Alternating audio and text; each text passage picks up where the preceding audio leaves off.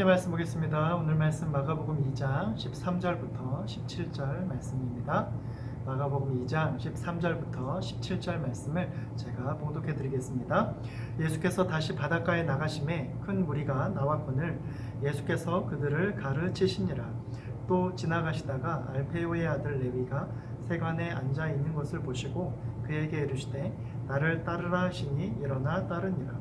그의 집에 앉아 잡수실 때에 많은 세리와 죄인들이 예수와 그의 제자들과 함께 앉았으니 이는 그러한 사람들이 많이 있어서 예수를 따름이로라.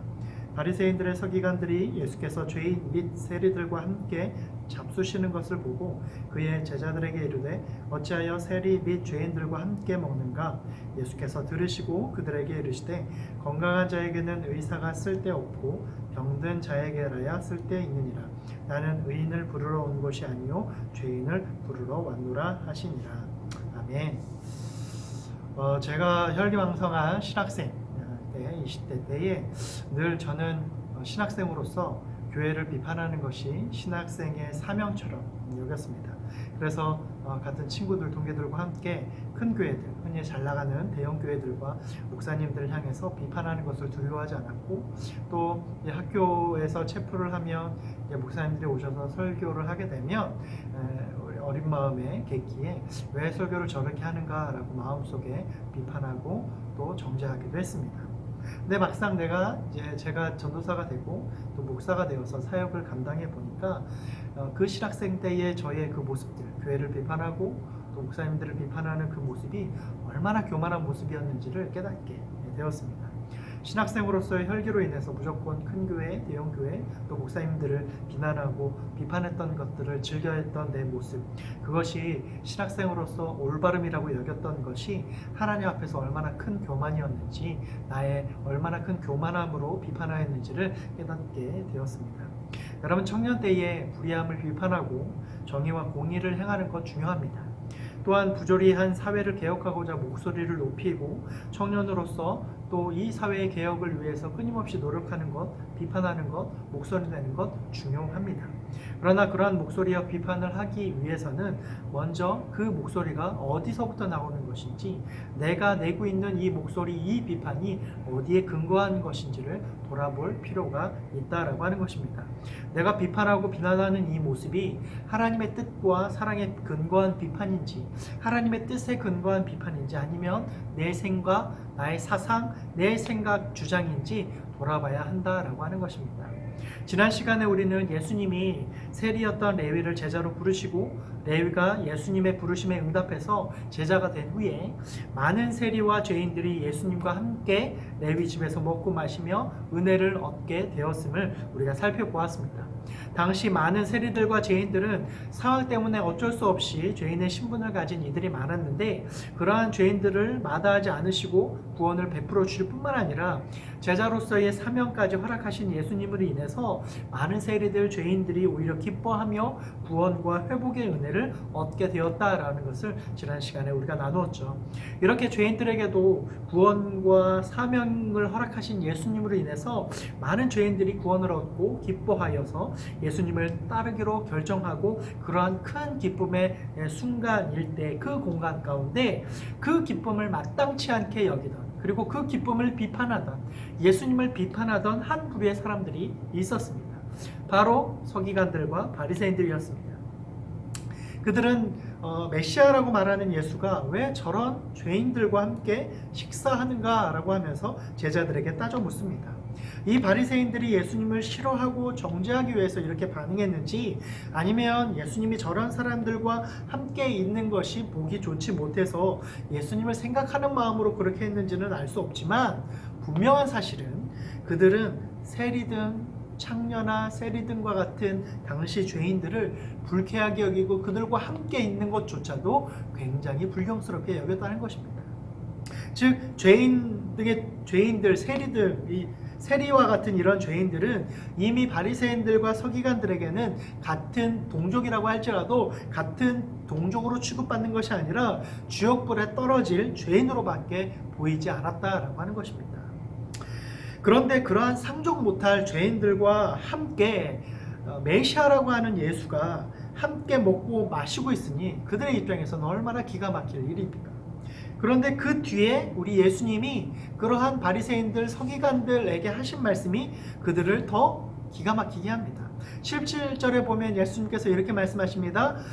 그들에게 이르시되 건강한 자에게는 의사가 쓸데없고 병든 자에게라야 쓸데있느니라. 나는 의인을 부르러 온 것이 아니요 죄인을 부르러 왔노라 라고 말씀하십니다.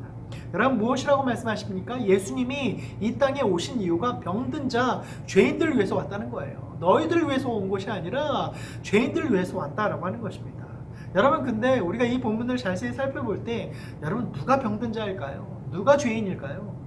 당시 사람들은 세리든 창녀든 그들이 죄인이고 병든 자라고 여겼어요. 그들이 죄가 있기 때문에 그러한 죄를 지었고 또 병든 사람들 죄를 지었기 때문에 병이 들었다라고 그렇게 생각했습니다.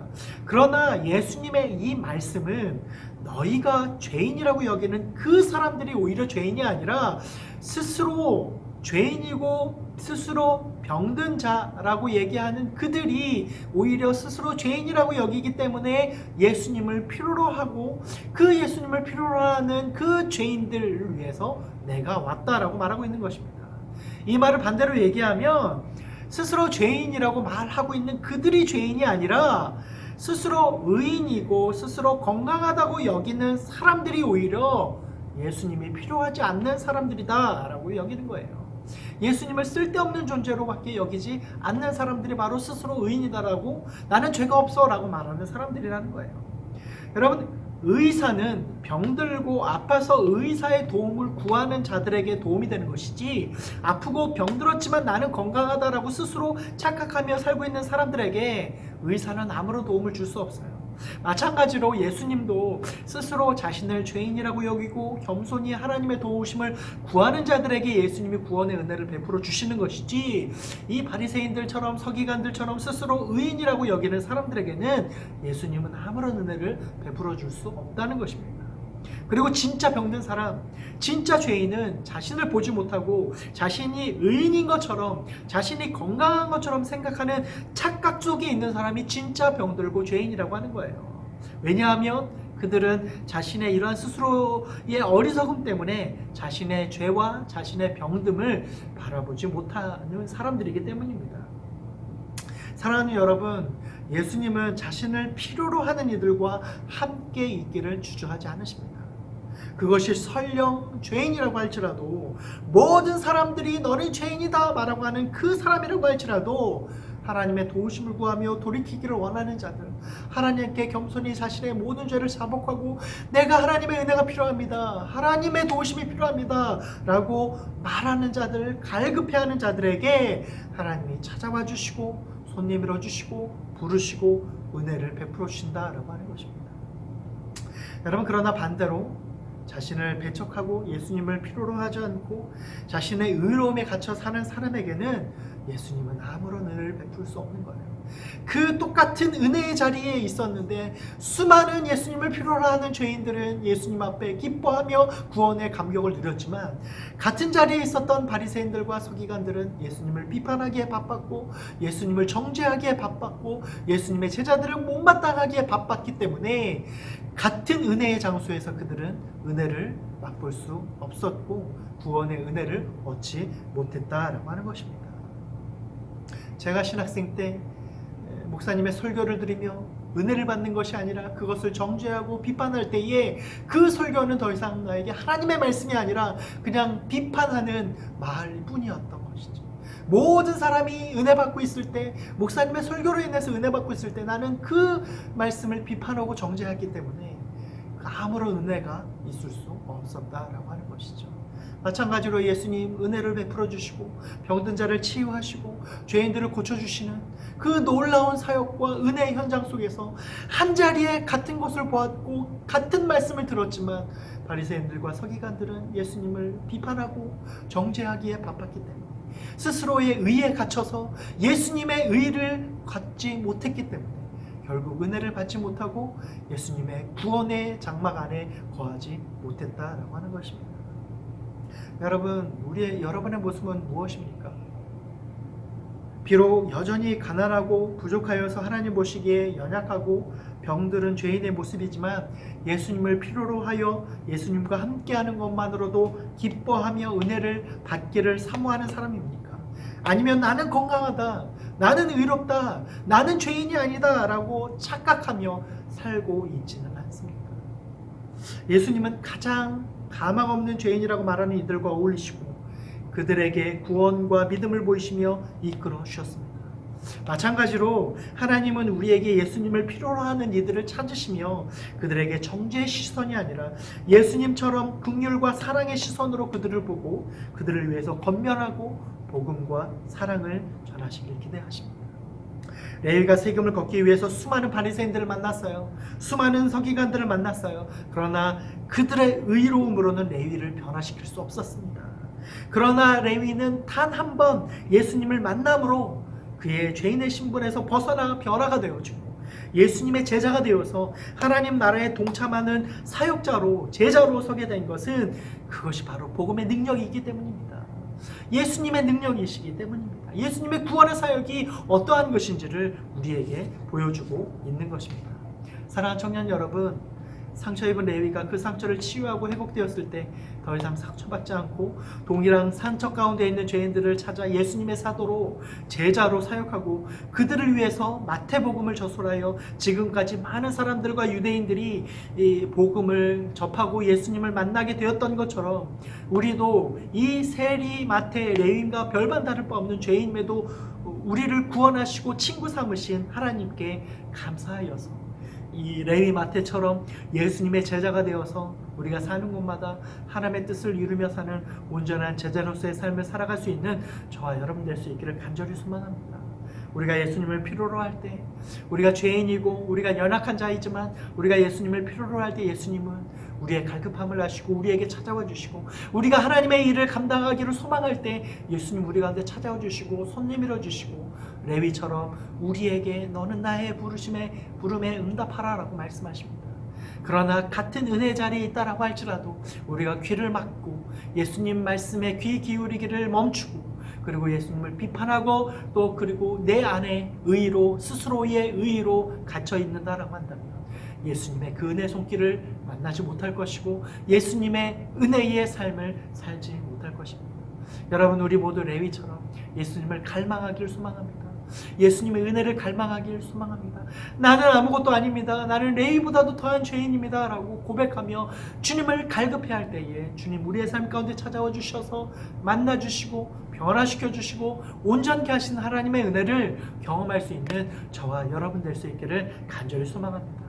또 레위는 예수님을 만났을 때 이제 그 삶을 청산하고 더 이상 과거의 세리가 아닌 예수님의 사도로 예수님의 제자로 살아서 주님을 따랐듯이 우리도 온전한 예수님의 제자가 되어서 옛 사람을 벗어버리고 온전한 새 사람을 입어서 예수님의 제자로 하나님을 기쁘게 하는 자로 서며 사명자로 살게 되어지는, 그래서 우리의 모든 삶의 걸음걸음이 예수님과 함께하며 예수님의 은혜를 나누며 예수님의 은혜를 끼치는 자로 서게 되어지는 저와 여러분 우리 모두가 될 수 있기를 간절히 축원합니다. 레위가 예수님 만났을 때 변화되어지고 새로운 삶을 살게 된 것처럼 여러분의 삶 가운데 어딜 가든지 하나님께서 함께 하시고 예수님의 은혜를 경험하게 되고 어딜 가든지 예수님의 구원의 은혜에 동참하게 되어지는, 그래서 예수님께서 구원의 은혜를 베풀어 주실 뿐만 아니라 하나님의 사명자로 살 수 있도록 인도하여 주시는 놀라운 축복된 삶을 살아갈 수 있는 저와 여러분 될 수 있기를 간절히 소망합니다. 기도하겠습니다. 하나님 감사합니다. 이 시간 영상으로 예배하는 우리 모든 청년들 주님께서 기억하여 주시고 오늘 말씀을 통하여서 레위가 하나님 예수님을 만났을 때에 변화되어지고 온전한 삶을 살고 그 모든 죄인의 삶에서 벗어나서 신분에서 벗어나서 예수님의 사도로 예수님의 제자로 변화되어지고 구원받은 백성으로 서게 되었듯이 우리도 예수님을 만나게 될 때 우리의 이전의 신분을 벗어버리고 온전케 되어지며 새롭게 되어지는 역사가 날마다 우리 가운데 일어날 수 있도록 인도하여 주시옵소서. 같은 은혜의 장소에서 수많은 죄인들이 예수님 때문에 구원을 얻고 은혜를 얻고 부르심을 얻게 되었지만, 같은 자리에 있었던 바리새인들과 서기관은 예수님의 말씀을 듣고도 예수님의 구원의 은혜를 맛보고도 그들은 예수님의 그 은혜 가운데에 참여하지 못했기에 결국 예수님의 제자가 되지 못하고 구원의 은혜를 얻지 못하였음을 이 시간 보게 됩니다.